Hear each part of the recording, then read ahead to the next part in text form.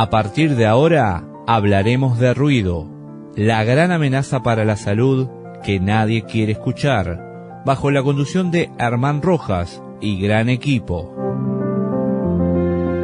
Un saludo a toda nuestra audiencia que nos están escuchando en diferentes partes de América Latina y España. Un saludo muy especial a la Asociación de Vecinos contra el Ruido de España, a Ricardo Bustos, que es nuestro enlace, a la Asociación de Juristas contra el Ruido de España, Yomara García, a la Iniciativa Colombia contra el Ruido, a la Academia Nacional de Medicina, que nos ayudó durante la formulación del proyecto de ley, a Activos por el Ruido, y a Talía Osorio, que está en cabeza de esta iniciativa ciudadana, y a todos los activistas contra el ruido hoy. Seguimos con nuestra segunda parte de la entrevista con el doctor Juan Gabriel Piñeros, que es experto en estos temas de epidemiología, contaminación del aire y salud pública, y ha sido el único, digamos, en Colombia que ha hecho un estudio en el Valle de Aburrá precisamente. Y está algo que vamos a tocar ahora más adelante. Doctor Piñeros, la entrevista de la semana pasada terminamos tocando el tema del principio de precaución y prevención. Usted decía que efectivamente tocó el tema de la jurisprudencia y yo creo que es aquí donde se puede dar el viraje precisamente. Por ejemplo, en España hay una asociación que es la Asociación de Juristas contra el Ruido. Nosotros hemos tenido la posibilidad de hablar con Yomara García Llera. Ella es la presidenta. Entonces, aplicando, como usted decía, usted en la entrevista pasada se refirió específicamente al concepto de salud de la Organización Mundial de la Salud, que la salud no es necesariamente la ausencia de enfermedad, sino un estado de bienestar, que en términos generales así es como se concibe, ¿no? Obviamente desde ese punto de vista, pues el ruido es un factor que incide en la salud porque pues es muy fácil enfermarse por el ruido, por lo menos psicológicamente, o tener algún tipo de malestar o incomodidad. Eso ya solamente eso implica una perturbación más allá de la evidencia que haya en otros niveles, a niveles biológicos, por ejemplo, o a niveles epidemiológicos. En España, por ejemplo, ya que usted lo tocó porque me parece muy oportuno, en España, por ejemplo, pues en Colombia existen los delitos ambientales, dentro de lo cual está incorporado el ruido, ¿no? Como un delito de contaminación, hasta con penas de prisión, pues uno lo mira y uno dice, pues son cosas fuertes. Pero en España, precisamente ya basada en la investigación que existe hasta el momento, tanto local como internacional, ellos tienen en este momento un problema que empezó a surgir a raíz de el turismo, que es el ocio nocturno, pero en España insonorizan los bares y las discotecas, no es como aquí en Colombia. Y aún así, a pesar de que tienen insonorizados los bares y las discotecas, la semana pasada tuvimos una entrevista con la doctora María Ángeles Bonmati, que es la investigadora principal de la Universidad de Murcia, es PhD en fisiología.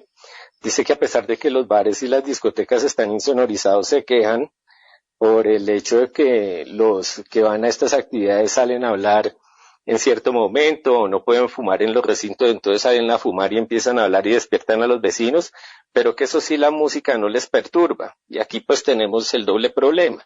Por un lado no están insonorizados los bares y las discotecas, o sea que se escucha la música perfectamente, y también pues la gente sale de las cantinas y de los bares a hablar y a hacer de todo, y pues la gente realmente, y se quejaban únicamente por el simple hecho de que la gente saliera de estos locales a hablar y que esa era la única molestia que tenían, a pesar de que se controlaba muy bien el ruido que se producía al interior de estos establecimientos.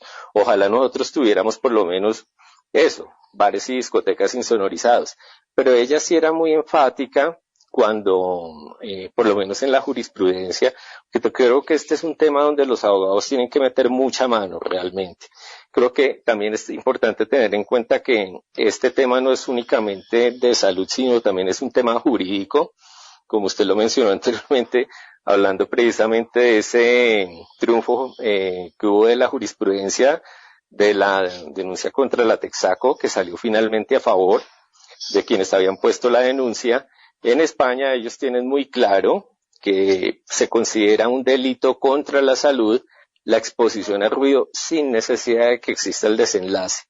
Y estábamos hablando únicamente del principio de precaución. Basta solamente la exposición.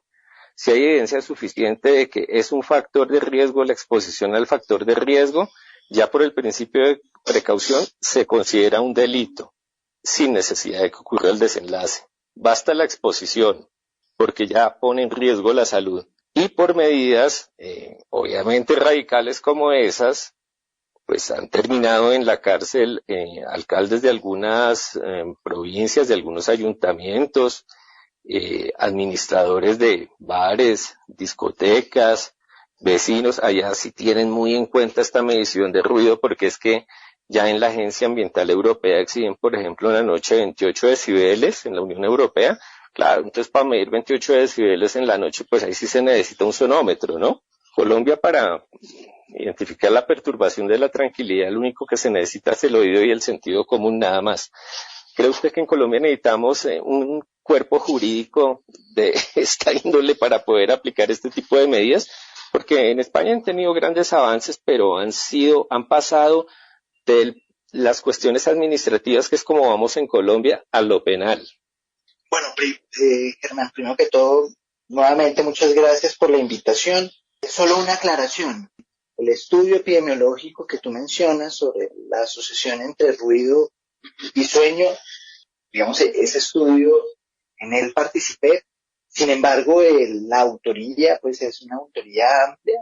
Digamos, es un estudio que fue liderado por la profesora Laura Rodríguez de la Universidad Industrial de Santander, y donde participamos varios colegas de Medellín y del Instituto Nacional de Salud, ¿no? Eso se hizo en el marco de una red de investigadores que existe en este momento frente a la contaminación ambiental y la salud, y que se construyó en el marco del primer programa de investigación de salud ambiental de Colombia. Y pues, digamos, aprovecho tu espacio también para reconocer estos espacios académicos que me parecen, y esas redes de conocimiento que son vitales para de alguna manera apoyar y promover ese tipo de debates, no solamente en el contexto local, sino digamos ya a una escala nacional. El asunto es complejo, Germán, el asunto es muy complejo, porque yo creo que no solamente es necesario el hecho de tener un marco legal, una serie de leyes y de normas muy bien establecidas frente a, la gestión que se debe hacer sobre la contaminación sonora en todo momento, ¿no? Digamos, en eso Colombia, con la nueva ley de ruido, pues tiene algunos avances. Sin embargo, digamos, parte de los problemas o de las problemáticas que había para la gestión de esta contaminación acústica, pues también venía de alguna manera atravesada por las dificultades para establecer de manera clara, coherente y precisa el asunto de las competencias, ¿no? Había unas competencias frente a la gestión del ruido que se diluían, que se confundían en unos entornos. El competente para hacer, digamos, alguna acción era la policía, en otros era la Secretaría de Salud, en algunas situaciones se requería una medición específica, en algunas otras la medición no era tan importante. Y yo creo que esos eran elementos que se lograron dirimir un poco en el contexto de la ley de ruido. Sin embargo, yo creo que nosotros tenemos una gran, digamos, un gran problema con la ley en este momento, con la ley que se promulgó y pues que todos hemos celebrado. O dos problemas a mi parecer, ¿no? El primero de ellos es que la salud está ausente. La salud en una dimensión amplia, como elemento primordial, como elemento central de la norma, está ausente, ¿no? No hay de manera clara indicadores de salud y bienestar que permitan hacer el seguimiento a una política pública frente a la gestión de la contaminación sonora, ni de la contaminación, ni de la salud humana, ni de la salud en un contexto más ecosistémico, ¿no? Indicadores que son esenciales porque revelarían que, digamos, el bienestar se ve perturbado con niveles aún más bajos que los que promulga la norma, ¿sí? Y que tienen implicaciones, digamos, que no se dan solamente en el corto plazo cuando hay una alteración del sueño o de la convivencia, ¿no? Sino que hay, digamos, lo cual es muy interesante de comprender, un efecto acumulativo de los impactos sonoros que se dan, ya sea de manera constante o intermitente, ¿no? Y que conllevan a problemas de comportamiento, ansiedades, depresiones, dificultades de aprendizaje, bueno, como tú lo decías la vez pasada, ¿no? Alteración de todo el sistema fisiopatológico del estrés, que conlleva pues, a todos los problemas cardiovasculares que ya mencionaste. Y esos efectos acumulativos se dan incluso bajo niveles de decibeles que cumplen la norma. Entonces ahí nos quedamos un poco cortos en el asunto por el hecho de no haber puesto sobre la mesa, digamos, indicadores de salud que nos permitieran de alguna manera mantener o pensar en un ideal, digamos, de bienestar sonoro, más allá de una medición de decibeles X, Y o Z. ¿No? Que vemos ahí hay un asunto que tiene que mejorar la ley. Y por otro lado, creo que, doctor Piñeros, qué pena que le interrumpa, en el proyecto de ley, cuando estaba siendo, porque ya es ley en este momento, bueno, nosotros, o esta Iniciativa Colombia contra el Ruido, insistió mucho que esto tenía que ser puesto bajo la lupa de la salud pública, porque es que estaba siendo, digamos, planteado únicamente como un problema de convivencia. Lo que yo le comentaba en su época a los representantes, a Carvalho y a doctor Camilo Quintero, es que mientras sigamos viendo esto como un simple problema de convivencia y no como un problema de salud pública, pues las autoridades nos van a tomar del pelo. Y se alcanzó a incorporar un pedacito donde tenían que haber rubros para la educación y para las investigaciones y para evaluar los impactos de los efectos del ruido en la salud pública. Y también, si no estoy mal, pues es dentro de poco ya el Ministerio del Medio Ambiente tiene que actualizar la normativa, porque si uno compara los niveles que tiene la ley en Colombia, el decreto del Ministerio del Medio Ambiente realmente está muy desfasado con respecto a las recomendaciones de la Organización Mundial de la Salud. 55 decibeles en la noche sigue siendo demasiado altísimo. Sí. Hay algo ahí en el proyecto de ley que sí tiene que ver con el tema de la salud, y creo que es ahí donde tenemos que enfocarnos precisamente para hacer que la ley se cumpla y sea efectiva. Pero Germán, ahí hay un asunto. O sea, no solamente es que haya investigaciones, es que también deben haber instrumentos de salud pública que permitan hacer seguimiento de manera constante a los impactos de salud ambiental. En ese sentido, hay necesidad urgente de configurar sistemas de vigilancia en salud ambiental que permitan un monitoreo constante del fenómeno acústico en relación a impactos en salud en múltiples sentidos. Yo insisto, no solamente no es únicamente los dos infartados, sino, digamos, teniendo indicadores mucho más amplios de cuidado del sueño, incluso algunos indicadores ecosistémicos que se pueden ir midiendo en relación a otras especies que también están en las distintas ciudades. Colombia tiene un gran problema en términos de ese tipo de sistemas, o tiene una gran deuda más bien, porque en el año 2008 se configuró el primer documento COMPES sobre la política integral de salud ambiental. Y a pesar de que en ese documento COMPES, que es el documento COMPES 3550, se recibió con gran entusiasmo, era la primera vez que se colocaban elementos específicos para mejorar la salud ambiental. Al día de hoy eso no ha sido, digamos, normatizado, eso se quedó en un documento de política pública, pero nunca llegó a ser realmente una ley o una norma, e incluso una política pública que realmente direccionara las gestiones que tienen que hacer, pues digamos, el Estado, digamos, y esas articulaciones con las comunidades en distintas escalas. Hasta hoy han empezado como a movilizarse nuevamente, digamos, la idea de que eso pronto se va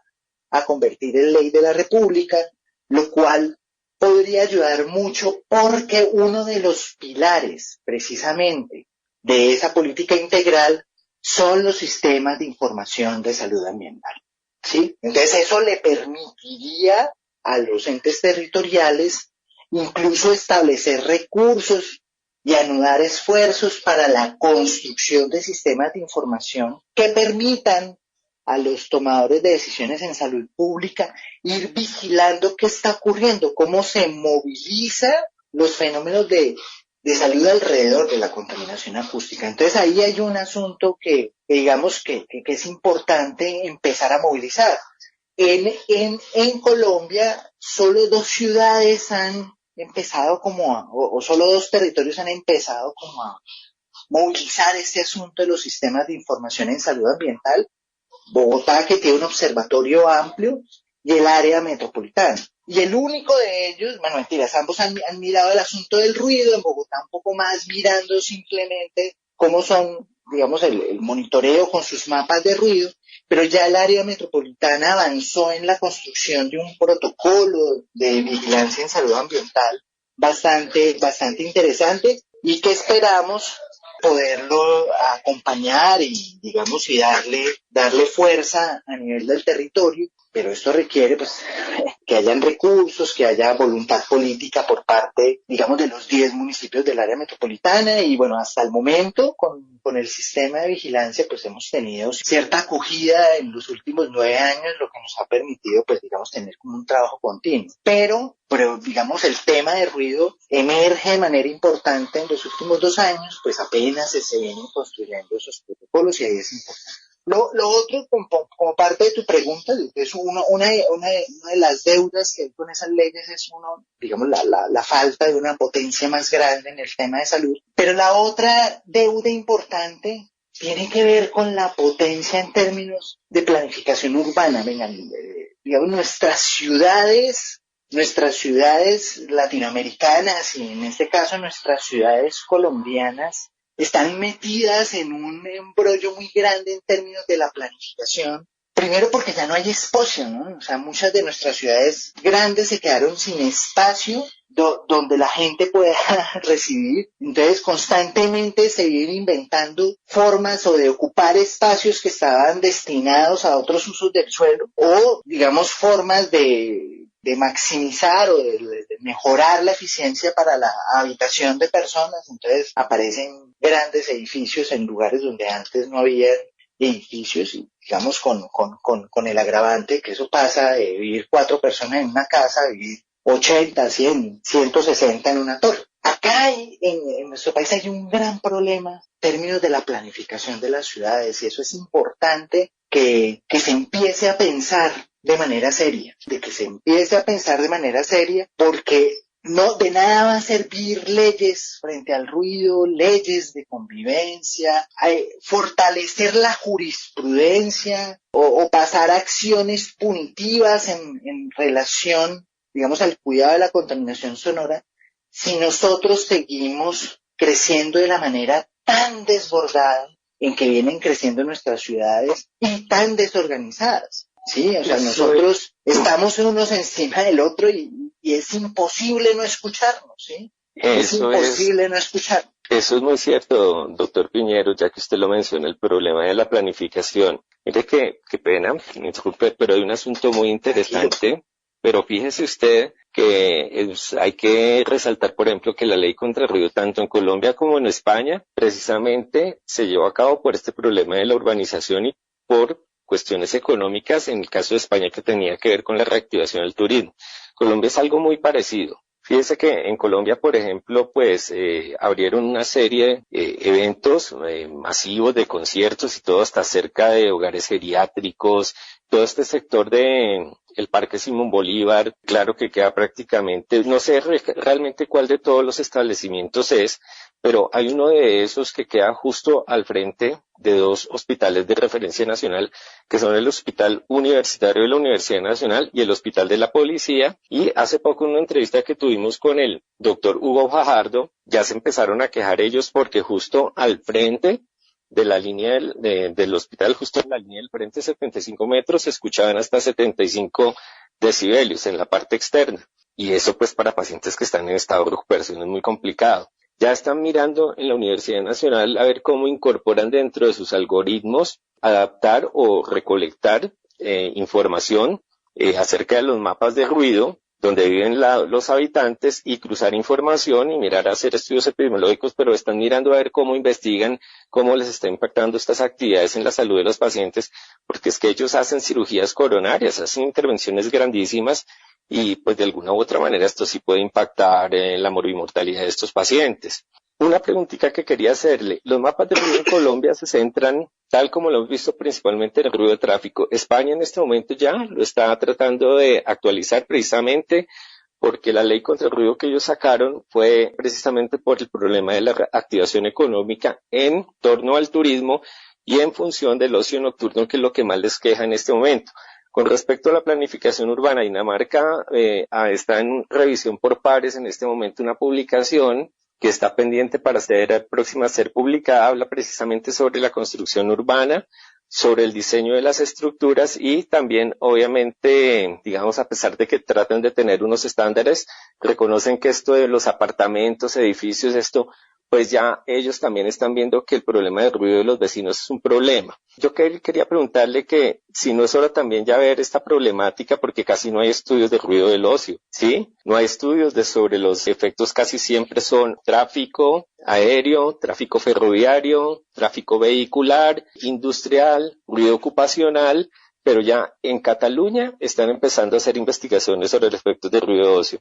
En Dinamarca, en este que está en revisión por pares, ya empezó a aparecer que los efectos de ruido vecinal, al parecer, generan más molestias que el ruido de tráfico, a pesar de que todos los estudios que habían hecho en Dinamarca se relacionan más que todo con el ruido de tráfico. ¿Cómo podríamos hacer para incorporar mejor en estos mapas de ruido en Colombia que incorporen también esas fuentes? Porque es que esta fue la razón por la cual se llevó a cabo el proyecto de ley. Claro, todas las fuentes son importantísimas y hay que controlarlas, pero no tenemos las avenidas que hay en Europa, ni las terminales de 7 aeropuertos. ¿Cómo se podría hacer para incorporar y captar esa información? Porque son fuentes que no son fijas y que es importante evaluar. Digamos, estas fuentes, digamos, ya las han empezado a evaluar. Hay unos ejercicios que han venido haciendo en la Universidad de San Buenaventura, por lo menos a nivel de Medellín, en donde se han empezado como a hacer algunos monitoreos de ruido a nivel de zonas comerciales. El mapa de ruido de Medellín incluye los sectores comerciales como uno de los elementos de análisis dentro de esos mapas de ruido. O sea, ya han habido avances en los ejercicios analíticos. Y se han empezado también a establecer, incluso acá, pues zonas de protección acústica, ¿no? Que es un ejercicio también bastante interesante, tratando de mirar territorialmente cómo hay sectores donde se ubica lo que tú estabas diciendo en este momento, los hospitales o los hogares pediátricos, incluso las guarderías, para convertirlos en espacios de especial protección acústica entre las ciudades, y eso pues tendrá implicaciones, me imagino yo, en cómo se configura el transporte, digamos, alrededor de estos lugares, porque pues sigue siendo reconocido como la principal fuente de ruido, al menos en nuestros contextos, pero también cómo se configuran otros espacios comerciales alrededor de precisamente esas zonas. Pues obviamente, pues digamos, debería hacerse en un ejercicio de planeación un poco más amplio.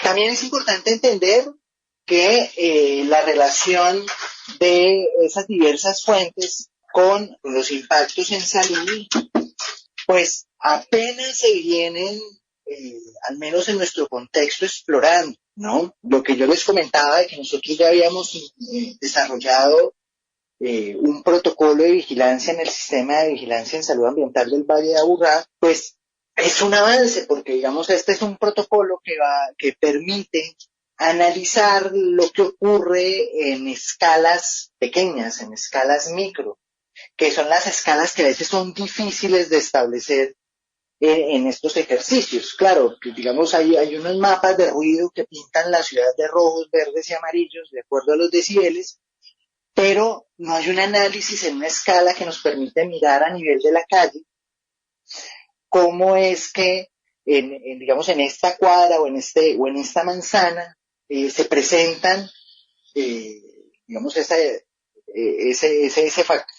factor de riesgo ambiental y sus implicaciones para la salud de las personas que habitan en esa manzana y en las manzanas circundantes. Pero nosotros ya hemos empezado dentro del sistema de vigilancia a empezar a hacer las primeras exploraciones de cómo debería captarse esa información y de cómo debería analizarse esa información para dar cuenta del fenómeno, pues del impacto en salud que genera el ruido, con problemas, ¿no?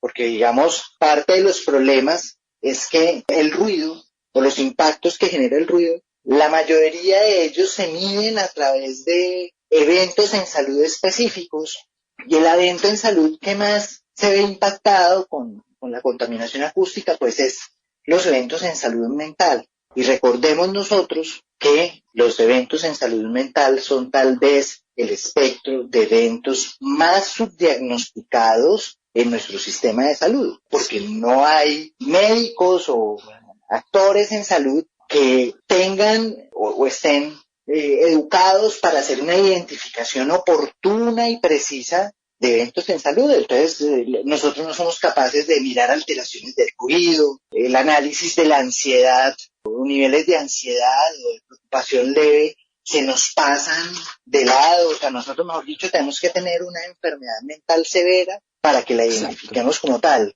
Y eso juega en contra del asunto, ¿no? Por eso les decía, para mí como salubrista, yo a veces digo, ¿será que sí tenemos que centrarnos solamente en la salud humana? Porque a veces es más fácil, o digamos sería mucho más sencillo, si tuviéramos indicadores de salud ecológica o ecosistémica. Y uno que pues, toda la vida me ha llamado a mí con la atención es el asunto de las aves migratorias. Acá, por lo menos en el Valle de Aburrá, hay observadores constantes de aves que documentan cómo pasan estas aves por la ciudad. Ese es un punto, doctor Juan Gabriel Piñeros, que valdría la pena explorar en un siguiente episodio. Pero bueno, es un placer hablar con usted, doctor Juan Gabriel. Lamentablemente el tiempo ya se nos acaba. Quizá en una próxima oportunidad podamos explorar mejor el aspecto del impacto sobre los ecosistemas, porque los ecosistemas son mucho más vulnerables que el ser humano, precisamente a los efectos medioambientales, y desde luego que hay que contemplarlos muy bien porque se están cometiendo prácticamente ecocidios. Doctor Juan Gabriel, ya para redondear, yo pienso que sí nos toca, en la Universidad Nacional de Colombia está empezando a ver cómo varía en el software, pero usted que trabaja en salud pública, creo que sí hay que inculcar en los estudiantes de las facultades de medicina, extraer estos datos de información de dónde viven las personas, cruzar información con mapas de ruido, si está expuesto o no ruido, para tener mejores resultados epidemiológicos, hacer una mejor correlación, porque este aspecto no es tenido en cuenta como parte de la historia clínica. De pronto el mensaje ya que usted forma parte de la Universidad de Antioquia. Y ya para finalizar, doctor Juan Gabriel, pues le agradezco mucho aceptar esta invitación. Despedimos a toda nuestra audiencia. Esperamos, doctor Juan Gabriel Piñeros, más adelante en otra oportunidad tocar el tema del ecosistema, que desde luego es muy importantísimo. Muchas gracias a ustedes. Y bueno, nosotros en la facultad pues venimos promoviendo de manera digamos importante el uso de herramientas de información para los análisis en salud pública. Tenemos que entender que, claro, uno ve desarrollos muy amplios a nivel mundial, pero a nivel local apenas estamos empezando a entender cómo usar la información, ¿no? Y apenas la estamos usando. Ustedes miran grandes publicaciones sobre el uso de datos satelitales, de información a escalas urbanas, son más bien pocas las publicaciones que hay al respecto. Claro. Y nosotros lo que hemos venido haciendo es promoviendo ese uso digamos, la camada de nuevos salubristas ambientales que se están formando, pero eso requiere tiempo. Eso requiere Es tiempo, ejercicio, doctor, sí. Eso requiere apasionar a los chicos. Claro, y bueno que usted está en la academia porque esto también hay que inculcar a los estudiantes de medicina. Bueno, doctor Juan Gabriel, nuevamente le agradezco por haber participado en estas entrevistas. Más adelante abordaríamos el tema de los ecosistemas, que es muy importante, y despedimos a toda nuestra audiencia. Hasta un próximo episodio. Bueno, muchísimas gracias, Germán. Ha finalizado Ruido. Hasta una próxima edición.